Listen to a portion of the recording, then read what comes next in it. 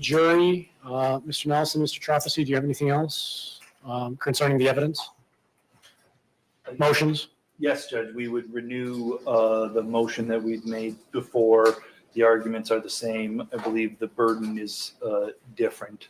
And so if Your Honor wants additional arguments, the facts haven't really changed. It's just the burden has. I think the burden is the same, but the evidence that I can consider has expanded, correct? I can consider the entire body of the evidence, not just what the state offered. Fair enough. All right. Mr. Anderson, is there anything that you want to add? No. All right. Again, that motion is denied. I stand by my earlier rulings. I think the evidence that has been presented thus far is sufficient to warrant this case going to the jury. This morning, I handed the attorneys rough draft number. Oh, so the defense wanted a directed verdict without the case going to the jury, that no reasonable jury could conclude guilty on this evidence. They had done that when the state closed.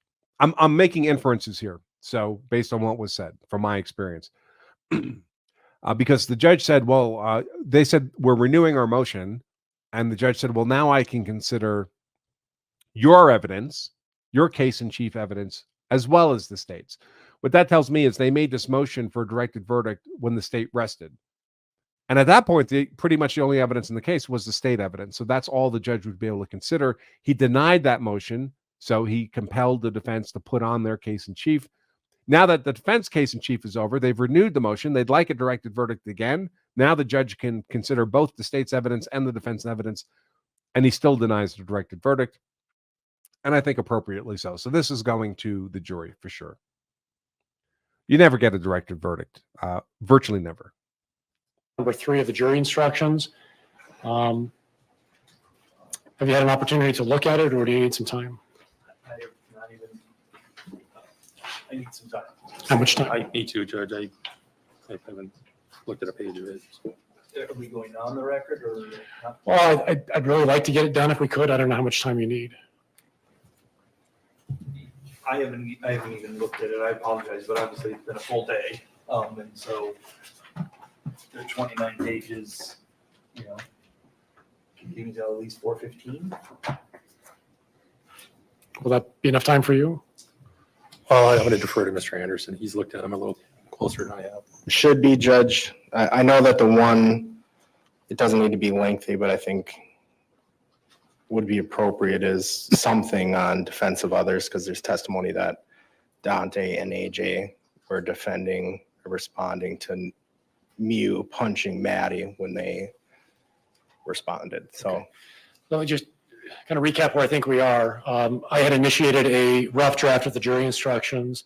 Includes instructions that I knew were going to be required. That makes no sense at all. What the state just said makes no sense at all on the jury, on the charges here.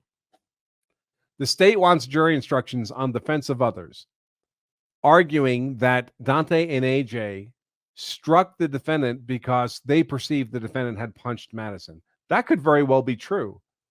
What's that got to do with anything to do with this defendant? This defendant's self-defense justification is not dependent on what Dante and AJ thought they were doing or whether they might have been justified in what they're doing. This defendant's justification is based on his reasonable perception of what was going on. Dante and AJ could have been completely justified in punching him. That doesn't change the self-defense argument for this defendant. Both sides can be right in a self-defense case. Both sides of the fight can be right. It could be self-defense for both of them based on perceptions. But the only self-defense analysis that matters is the person who's charged. Dante and AJ are not charged with crimes in this case. They don't need a defense of others instruction. So why would you give that to the jury? That's crazy.